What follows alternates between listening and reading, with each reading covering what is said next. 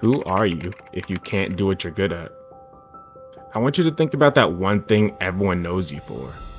Now, if I took that away, who would you be? It's a scary question, but it's also real. There are times when you dedicate your very being to something, whether it's a sport, job, or even a hobby. And then you get hurt, you get fired, you get hit with the worst storm you could possibly imagine.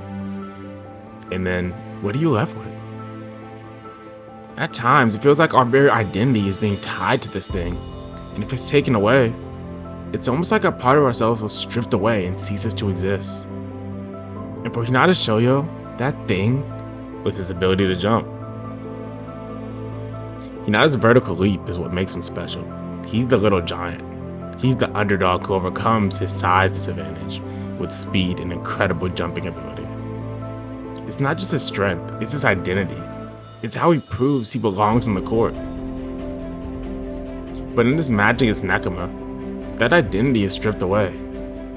Nekoma's strategy focuses on targeting Hinata defensively, forcing him to receive.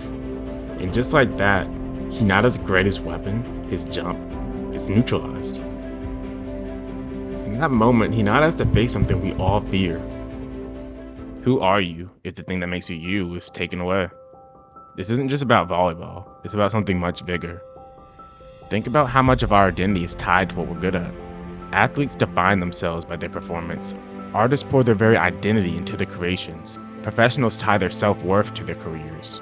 And when that thing is taken away, whether it's because of an injury, a failure, or something completely outside your control, it's like losing a part of yourself. That emptiness you feel isn't just sadness, it's grief. You're mourning the version of yourself that you thought you were. But here's what makes Hinata's story so powerful. He doesn't let that emptiness consume him. He doesn't give up when his jump is taken away. Instead, he shifts his focus. He works on his receiving, his defense, and his game sense. He finds new ways to contribute, even if they aren't flashy or exciting. Hinata doesn't stop being the guy who jumps, but in that moment, he becomes more than that. He evolves. And that's the lesson. When you lose that thing that defines you, it's not about replacing it. It's about expanding who you are. We've all seen examples of this in real life. Think about an athlete who suffers a career-ending injury. Some of them disappear, but others find a new purpose, coaching, mentoring, or even diving into a completely different field. Or take someone who loses their job, for example, especially in a career they dedicated years to. It's devastating. But for some, it becomes an opportunity to explore something they've always been curious about.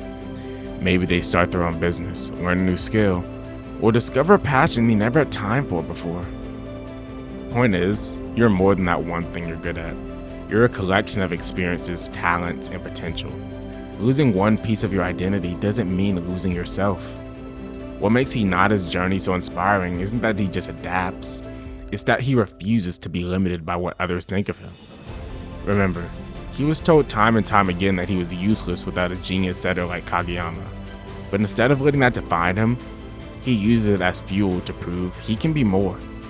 And even in matches where his jump is taken away, Hinata learns to contribute in ways that might go unnoticed. And those little contributions, digging a ball, making a perfect receive, laid the foundation for his growth. So who are you if you can't do what you're good at? You're someone with infinite potential. You're someone who can grow, adapt, and find meaning in places you never expected. Don't let one loss define you. Let it push you to become something even greater.